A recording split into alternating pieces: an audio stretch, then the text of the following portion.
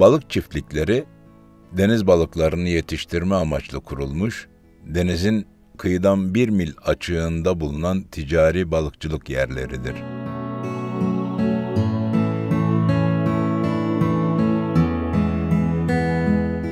Denizlerde balıkların azalması sorununa karşı sürdürülebilir bir çözüm olarak balık çiftlikleri kuruluyor.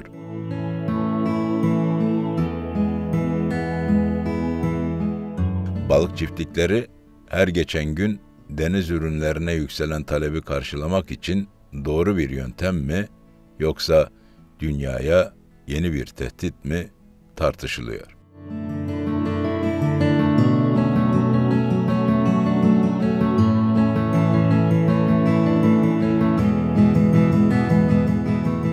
Balık çiftliği olayı şu: denizlerde, büyük kafeslerde yapılan balık yetiştiriciliği aslında. Semirtme dediğimiz bir yöntem bu. Balık yumurtaları ayrı bir yerde çoğaltılarak larvalardan yavrular oluşturulur. Burada Bafa Gölü kenarında yapıyorlar bu işi. Ondan sonra taşınarak buradaki kafeslere alınır ve büyüklüklerine göre kafeslerde semirtilerek ondan sonra bildiğiniz ticari zincire girerler. Balık çiftliği dediğimiz olay bu.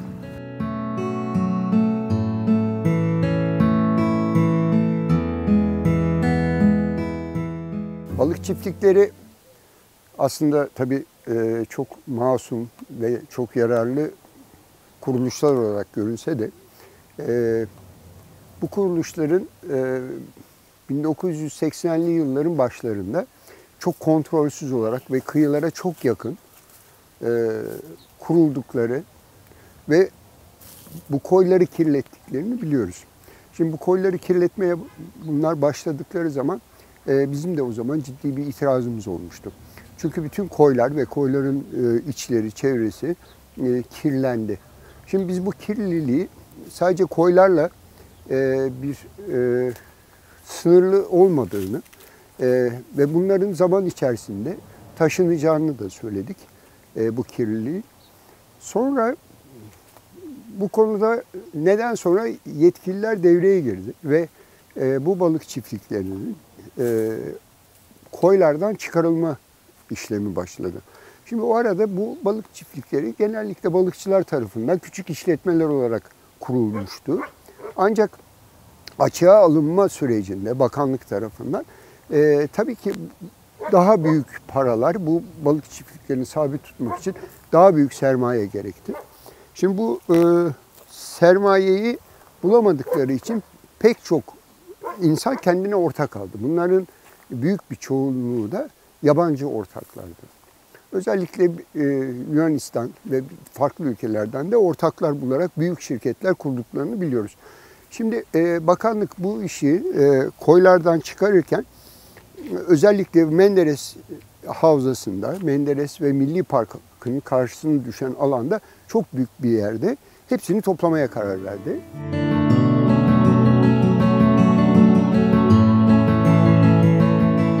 Balık çiftlikleri açılırken kapasitesi 1000 tona kadar ÇED raporu istenmiyor ve büyük firmalar ÇED raporu istenmemesi için çiftlik kapasitelerini 1000 tonun altında gösteriyor.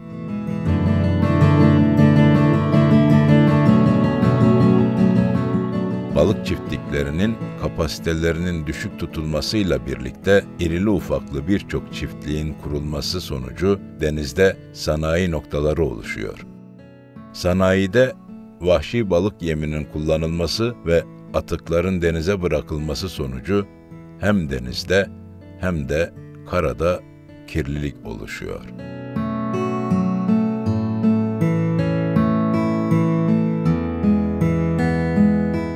Balık çiftliklerinin bu kadar yoğun bir araya gelmesinde bir sorun var. Balık çiftlikleri 1000 tona kadar olan kapasitede çevre etki değerlendirme raporu istenmiyor. 1000 tona kadar olarak bir balık çiftliği kapasitesiyle kuracak olursanız bunun için bir ÇED, çevre etki değerlendirme raporu istenmiyor. Ama bunu geçerseniz çevre etki değerlendirme raporu isteniyor. Şimdi bu çevre etki değerlendirme raporunun alınmaması ve bu kirliliğin ortaya çıkmaması için genellikle firmalar 1000 tonun altında başvuruda bulunuyorlar. 1000 tonun altındaki bu başvurular sonrasında sürekli 1000 tonun altında 950 kilo, 980 kilo gibi balık çiftlikleri kuruluyor ve bunlar binlerce tona ulaşıyor. Ama 1000 tonun altına düşürerek bu kapasite yine yasanın arkasından dolaşarak bu işi yapıyorlar.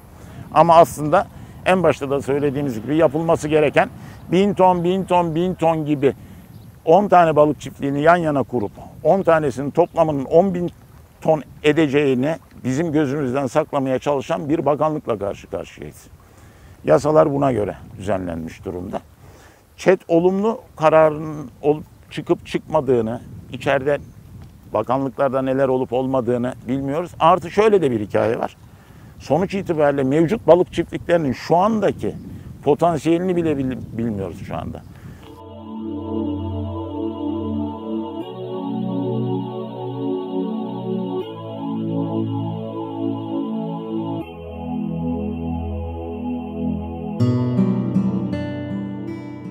Soru şurada. Bu kadar yoğunluklu balık çiftliğinin olduğu bir alanda bir kere ciddi bir biçimde deniz kirliliği başlayacak. Şu anda zaten bu kirlilik bizim kıyılarımıza da özellikle Didim bölgesinin kuzey kıyılarına ulaşmış durumda. Hatta zaman zaman rüzgarın kuvvetli olduğu ve akıntının çok olduğu zamanlarda bizim Altınkum sahillerine, hatta onu da geçerek daha da güneye iniyor.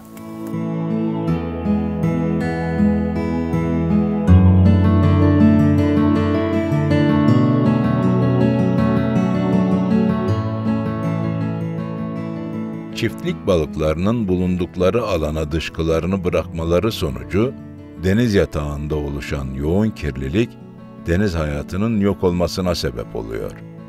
Dışkılar oksijen oranını düşürünce su yaşamı destekleyemez hale geliyor.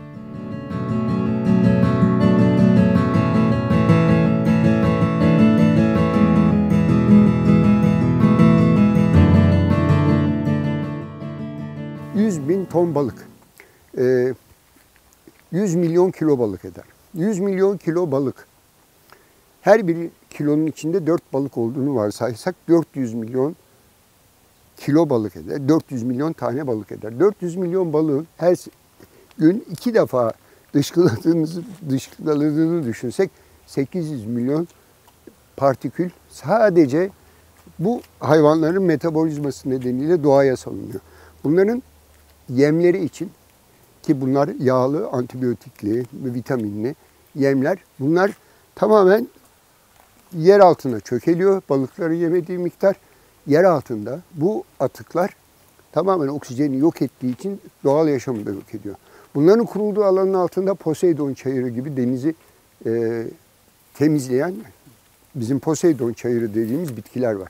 Bu bitkiler oksijensiz ortamda ve üstleri bir tabaka ile kaplı olduğu için ölüyor. Ve bu ölüm sonrasında tamamen deniz hem kirleniyor hem oksijensizlik nedeniyle denizdeki yaşam yok oluyor.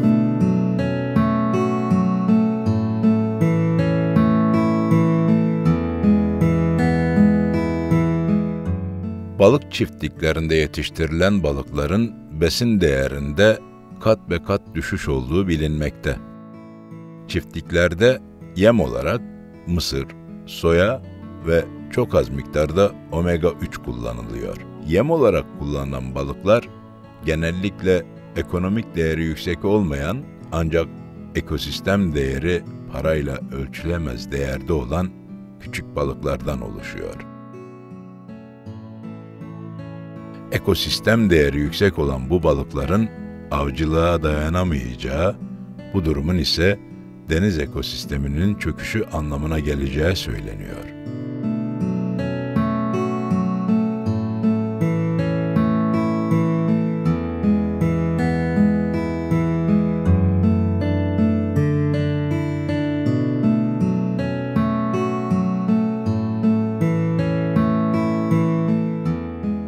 Balık çiftliklerinde temel sorunlardan biri balık yemi.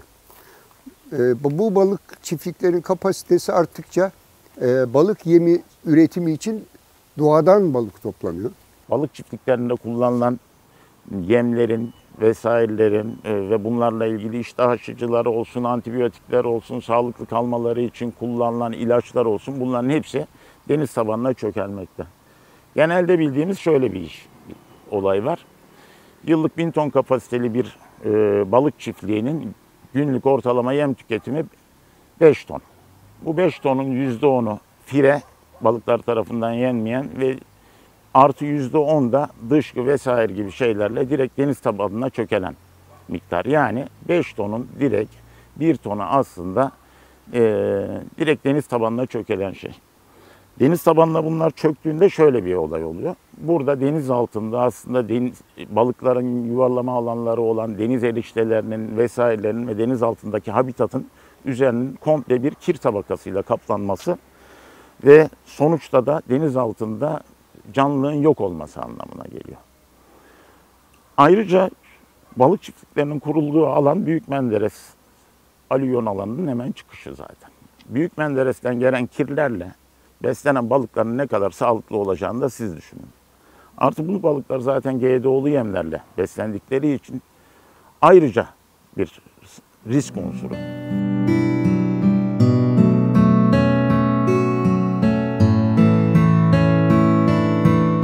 Bu balıklarla ilgili yine en önemli kısmı bu balık yemlerinin nereden tedarik edildiği. Sonuç itibariyle deniz altında ticari değeri olan ya da olmayan tüm balıklar avlanarak balık sanayine yem olarak gidiyorlar. Dolayısıyla bizim deniz tabanındaki balık çeşitliliğimiz, denizlerdeki balık çeşitliliğimiz azalıyor. Bu balık çeşitliliğinin azalması da ekosistemin aslında türlerinin yavaş yavaş yok olması anlamına geliyor. Hatta şöyle de bir örnek vereyim. Didim'de balık çiftliklerinde kullanılan yemin İstanbul'da, Ankara'daki herhangi bir normal vatandaşa etkisi şu: artık hamsi ve sardalya yiyemiyorsunuz çünkü onlar artık balık yemi oluyorlar. Doğal olarak beslenen, tüketebileceğimiz balıklar artık balıklar için GDO'lu bir yem katkı maddesi haline dönüşüyor. Bu aynı zamanda deniz ekosistemine indirilen ikinci bir darbe. İnsan eliyle indirilen ikinci bir darbe oluyor.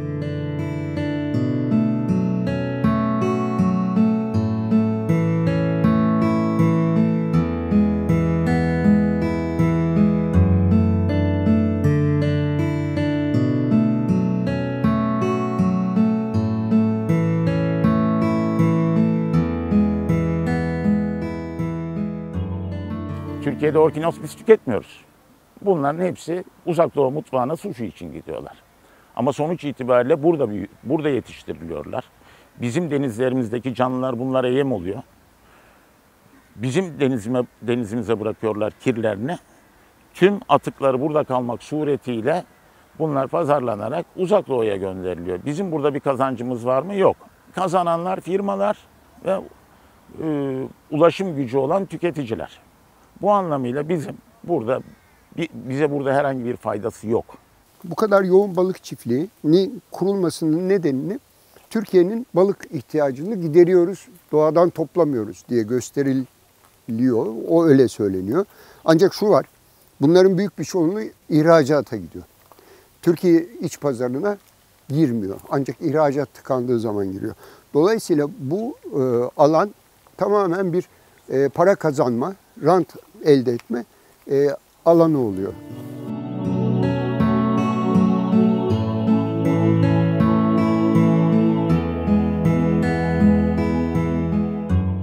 Deniz suyunun yapısında meydana gelecek değişikliklerin başında deniz ekosisteminin tahrip edilmesi geliyor. Deniz patlıcanları gibi deniz ekosistemi için büyük yararı olan deniz canlılarının bilinçsiz avlanmaları çevresel bir tehdit olarak problemleri daha da büyütüyor.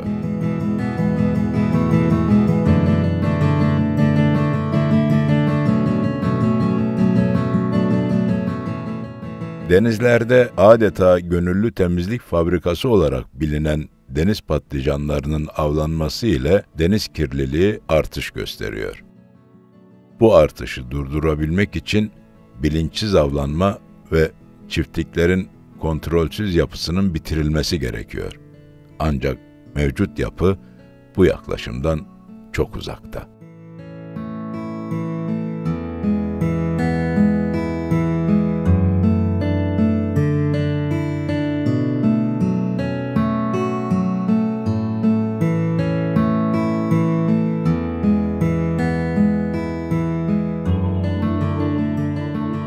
Diğer olay da şu, tamam bozulmasına bu kadar katkı sunduğumuz denizleri temizlemek için ne yapıyoruz?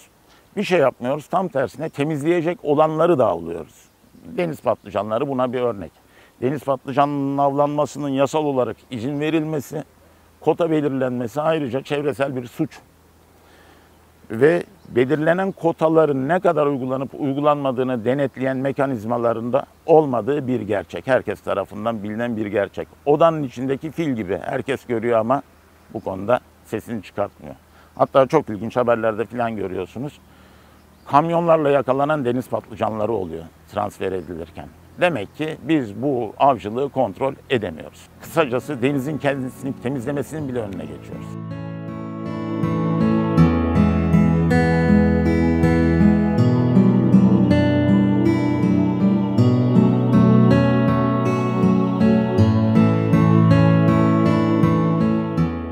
Bu patlıcanlar uzun bir süredir toplanıyor. Bu konuda bakanlığın almış olduğu bir karar var. İşte belli bölgeleri kapatıyoruz, orada çoğalma oluyor. Çoğalma olan bölgeyi açıyoruz, azalma olan bölgede çoğalma oluyor diye. Ancak bilimsel açıklamalar bize bunu böyle söylemiyor. Bilimsel açıklamalara göre deniz patlıcanları hareketli canlılar değil. Yani dişi ile erkek birbirini bulan canlılar değil. Dişi ile erkek eğer belli bir mesafede bir arada değillerse asla üreyemiyorlar. Şimdi bu deniz patlıcanlarının toplanması tamamen dalıyorlar. Ne bulurlarsa onları topluyorlar. O bölgedeki popülasyon bitiyor. Bir iki tane kalmışsa eğer üreme şansları yok. Şimdi deniz patlıcanlarının daha önce toplandığı yerler var. Deniz patlıcanlarını toplayanlar doğayı tükettiklerini fark etmişler ve demişler ki biz artık toplamayacağız, bırakıyoruz, burada üresinler. Tam 10 sene sonra bunlar ne halde diye bakıldığında aynı 10 yıl önce bıraktıkları kadar bir popülasyon görmüşler. Şimdi bu 10 yıl önceki popülasyonu görmüşler çünkü üreyememişler. Çünkü o birbirine yakınlıkları azaldığı sürece eğer bu uzaklık onların birbiriyle olan temasını engelleyecek bir mesafedeyse patlıcanların üremesi mümkün değil.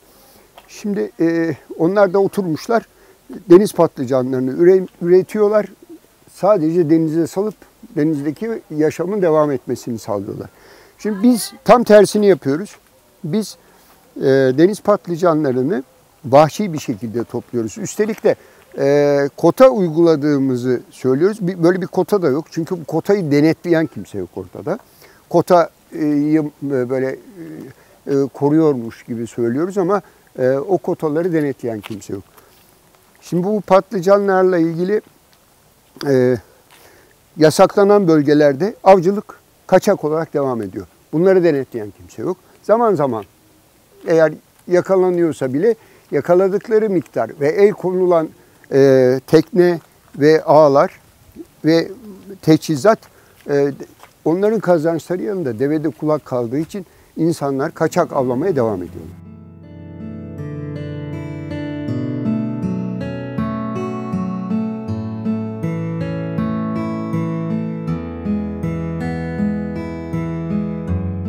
Deniz patlıcanlarıyla ilgili de şöyle bir durum var. Avcılık yasal. Bu yasal olması bile bir suç aslında. Çünkü yasalar size izin verse bile suç işleyemezsiniz. Doğanın dengesini bozmak gibi bir hakkınız yok sizin. Ama burada yasal olarak izin verilenin dışında limitlerin artırılıp kaçak avcılık yapılması ve bu avcılığın denetlenmemesi en büyük sorun. Maalesef bu konuda da kamu adına denetleme yapmakla yükümlü bakanlıklar işlerini yapmıyorlar diyebiliriz.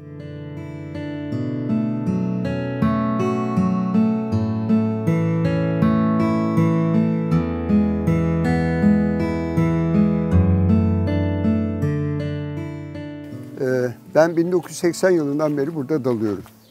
Ve 1980 yılında denize daldığımızda çok fazla hem balık görüyorduk hem denizin dibini görüyorduk. Şimdi 20 metre, 30 metrede daldığımızda biz kayaların altına giren balıkları görüyorduk. Dalıp o oyukların içindeki balıkları seyrediyorduk. Ama şimdi yukarıdan bakıyoruz. O bizim kayanın altına girdiği dediğimiz kayaları bile göremiyoruz. Artık kayalar görünmüyor. Balık zaten hiç görünmüyor. O balıklar gittiler.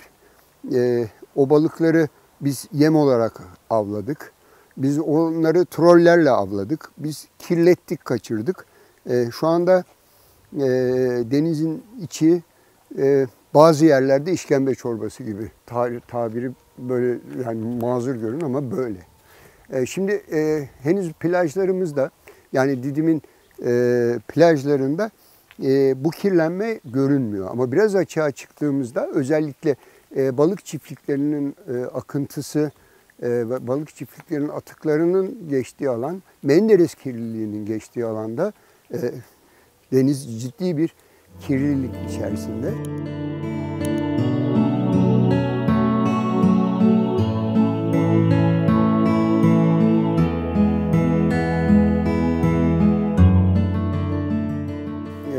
Yine var olan balık çiftlikleri nedeniyle denizin içi görülemez halde. Ben bunun hangi boyutta olduğunu bilmiyorum ama bunu bakanlığın mutlaka bize açıklamasını istiyoruz. Mutlaka bu konuda bir takım önlemler alınmasını istiyoruz. Balık çiftlikleri kurulurken bu 1000 tonun altında onlarca ruhsat alan alınmasının önüne geçilmesini istiyoruz. Patlıcanların toplanmamasını istiyoruz. Menderes'in mutlaka temizlenmesini istiyoruz. Menderes zehir akarken o akan zehiri insanlar tarlalarını sularken kullanıyor. Ve biz Menderes deltasını da öldürüyoruz. Acilen önlem alınmalı ve bir an önce alınmalı.